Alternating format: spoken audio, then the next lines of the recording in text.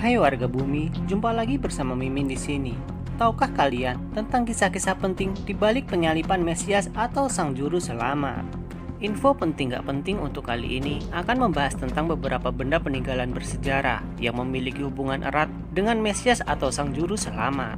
Tapi sebelum lanjut ke video, bagi kalian yang belum subscribe, subscribe dulu woi. Satu, benda peninggalan bersejarah yang pertama adalah baju tunik Yesus Kristus. Baju berpotongan tunik ini disinyalir milik dari Yesus Kristus. Konon, baju inilah yang dipakai Mesias sampai saat terakhir sebelum dia disalib. Sampai saat ini, baju tunik tersebut masih disimpan di Katedral Trier, Jerman.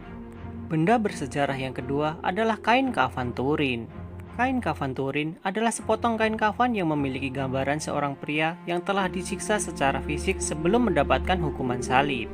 Sampai saat ini, kain tersebut masih disimpan di kapel kerajaan, tepatnya di Katedral Santo Yohanes Pembaptis, kota Torino, Italia. Kain kafan tersebut juga diyakini sebagai kain kafan pembungkus Yesus saat dia dimakamkan. 3. Mahkota berduri. Benda bersejarah selanjutnya adalah mahkota berduri. Benda ini terbuat dari ranting pohon berduri yang sengaja dianyam berbentuk sebuah lingkaran. Selanjutnya dipakaikan ke kepala Yesus sebelum dia disalibkan.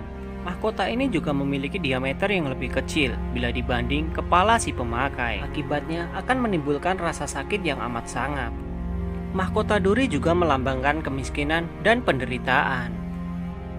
4. Salib sejati. Salib sejati adalah salib yang diyakini sebagai sisa salib Yesus Kristus. Menurut sejarawan Eusebius dan Gelasius dari Kaisaria, bahwa mereka mengklaim telah menemukan 3 buah salib, yang salah satunya diyakini merupakan salib Yesus Kristus. Sedangkan 2 salib lainnya merupakan salib pencuri yang disalibkan bersamanya. Semenjak ditemukannya sisa-sisa salib tersebut, banyak gereja yang mengklaim telah menyimpan sisa-sisa salib sejati. Namun, beberapa pihak masih meragukan keakuratan dari penemuan-penemuan tersebut.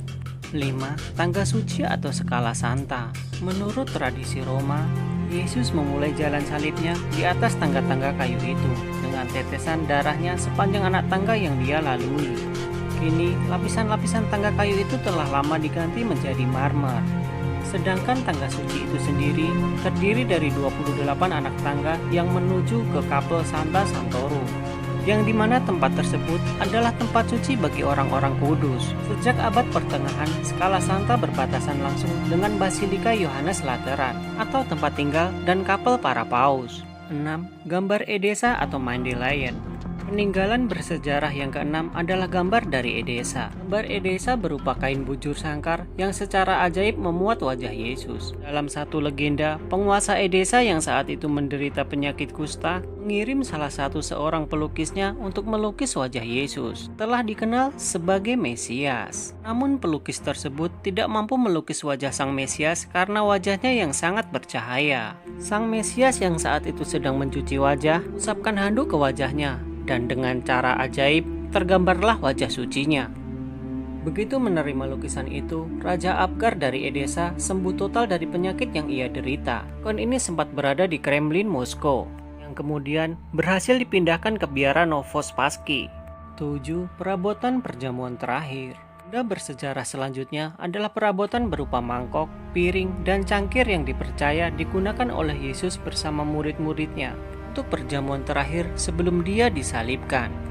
Perabotan-perabotan itu juga diyakini memiliki kekuatan yang ajaib. Peninggalan ini kini tersimpan di Kapel Roslin, Skotlandia. Namun, ada juga yang menyebutkan berada di Museum Louvre, Prancis. 8. Kerudung Veronica atau Sudarium. Sudarium adalah potongan kain yang tergambar wajah Mesias yang tidak dibuat oleh tangan manusia.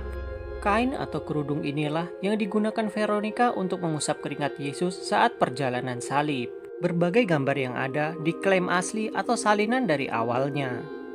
9. Tombak takdir atau Holy Lance. Benda bersejarah yang terakhir adalah tombak takdir atau Holy Lance. Semula, tombak ini adalah milik prajurit Romawi yang bernama Longinus. Tombak itu dipercaya digunakan oleh Longinus untuk menusuk lambung Yesus ketika tergantung di kayu salib.